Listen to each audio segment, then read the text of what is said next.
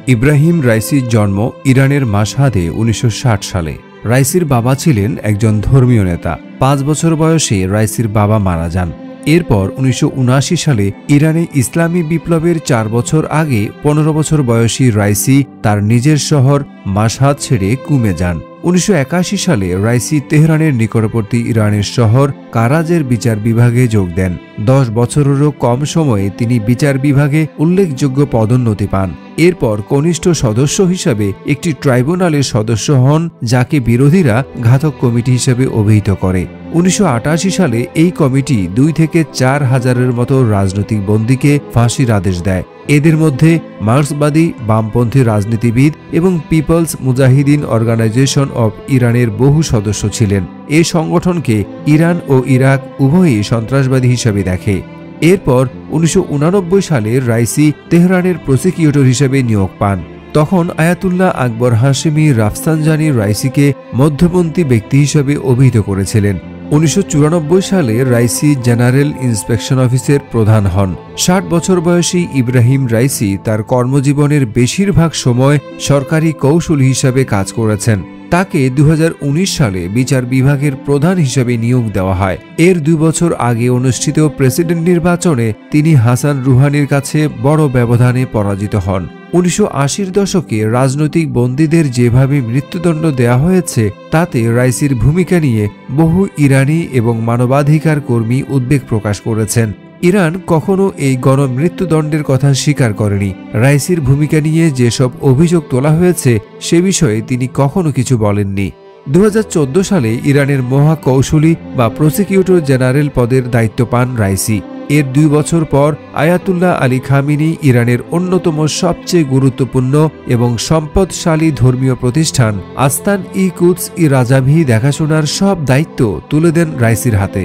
এরপর রাইসি ইরানে বিশেষজ্ঞ মণ্ডলীর সহসভাপতি হন। এই বিশেষজ্ঞ মণ্ডলী দেশটির পরবর্তী সর্বোচ্চ নেতা নির্বাচন করে। রাইসি ২০১৭ সালে প্রেসিডেন্ট পদের জন্য প্রতিদ্বন্দ্বিতা করেন। সে সময় তার সিদ্ধান্ত পর্যবেক্ষকদের বিস্মিত করেছিল। ওই নির্বাচনে আরেকজন ধর্মীয় নেতা হাসান রুহানি প্রথম দফার ভোটাভুটিতে ৫৭% ভোট পেয়ে দ্বিতীয় মেয়াদের জন্য নিরঙ্কুশ সংখ্যাগরিষ্ঠতা পান। রাইসি ৩৮% ভোট পেয়ে দ্বিতীয় স্থানে আসেন। তবে ওই পরাজয় তার ভাবমূর্তি নষ্ট করতে পারেনি এবং ২০১৯ সালে আয়াতুল্লাহ আলী খামেনি তাকে দেশটির বিচার বিভাগের ক্ষমতাশালী পদে বসান। এরপরই তিনি অ্যাসেম্বলি অব এক্সপার্টস বা বিশেষজ্ঞ মণ্ডলীর ডেপুটি চেয়ারম্যান নির্বাচিত হন। বিচার বিভাগের প্রধান হিসাবে রাইসি বেশ কিছু সংস্কার করেছেন, যার ফলে মৃত্যুদণ্ডের সংখ্যা কমেছে। এছাড়া অবৈধ মাদক সংক্রান্ত অপরাধে মৃত্যুদণ্ডাদেশ কার্যকর করা হয়েছে কম। তবে ভিন্ন মতাবলম্বীদের দমনের জন্য বিচার বিভাগ নিরাপত্তা বিভাগের সঙ্গে হাত মিলিয়ে কাজ করা অব্যাহত রেখেছে। এরপর ২০২১ সালে তিনি প্রেসিডেন্ট নির্বাচনে প্রার্থী হওয়ার ঘোষণা দেন এবং ৬২% ভোট পেয়ে নির্বাচিত হন। কূটনৈতিক সম্পর্ক ছিন্ন করার ৭ বছর পর ২০২৩ সালের মার্চে রাইসি সরকার ইরানের তিক্ত প্রতিদ্বন্দ্বী আঞ্চলিক সুন্নি শক্তি সৌদি আরবের সঙ্গে আকস্মিক সমঝোতা করতে রাজি হয়ে যায়। কিন্তু ওই বছরের অক্টোবরে হামাস দক্ষিণ ইসরায়েলে নজিরবিহীন আন্তঃসীমান্ত হামলা চালালে আঞ্চলিক উত্তেজনা বেড়ে যায় এবং এর জবাবে ইসরায়েল গাজায় ব্যাপক সামরিক অভিযান শুরু করে।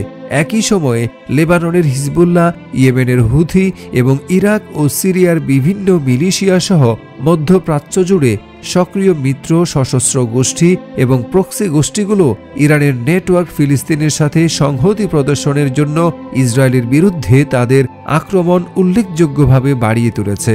এই উত্তেজনা বৃদ্ধি একটি আঞ্চলিক যুদ্ধের সূত্রপাত করতে পারে এমন আশঙ্কা এপ্রিলে আরও জোরদার হয়, যখন ইরান প্রথমবার সরাসরি সামরিক হামলা চালায় ইসরায়েলে।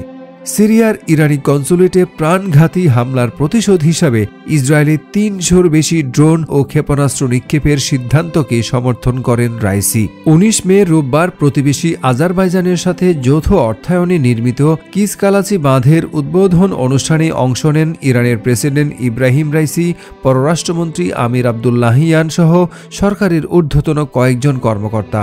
পরে সেখান থেকে ইরানের তাবরিজ শহরে আরেকটি প্রকল্পের উদ্বোধন করতে যাওয়ার সময় ভারজাকান অঞ্চলের দিজামারের পার্বত্য এলাকায় প্রেসিডেন্ট ও পররাষ্ট্রমন্ত্রীকে বহনকারী হেলিকপ্টারটি বিধ্বস্ত হয়। কয়েক ঘন্টার দীর্ঘ তল্লাশি অভিযানের পর সোমবার দিজামারের উজি ও পীর গ্রামের মধ্যবর্তী এলাকায় বিধ্বস্ত হেলিকপ্টারের ধ্বংস অবশেষ শনাক্ত করা হয়। সেখান থেকে ইরানের উদ্ধারকারী দলের কর্মকর্তারা প্রেসিডেন্ট ইব্রাহিম রাইসি, পররাষ্ট্রমন্ত্রী আমির আবদুল্লাহিয়ান সহ 9 জনের মরদেহ উদ্ধার করেন। রাইসিকে বহনকারী হেলিকপ্টার বিধ্বস্তের ঘটনা ব্যাপক জল্পনা কল্পনার জন্ম দেয়। অনাকাঙ্ক্ষিত এই দুর্ঘটনা ঘিরে দেখা দিয়েছে নানান প্রশ্ন।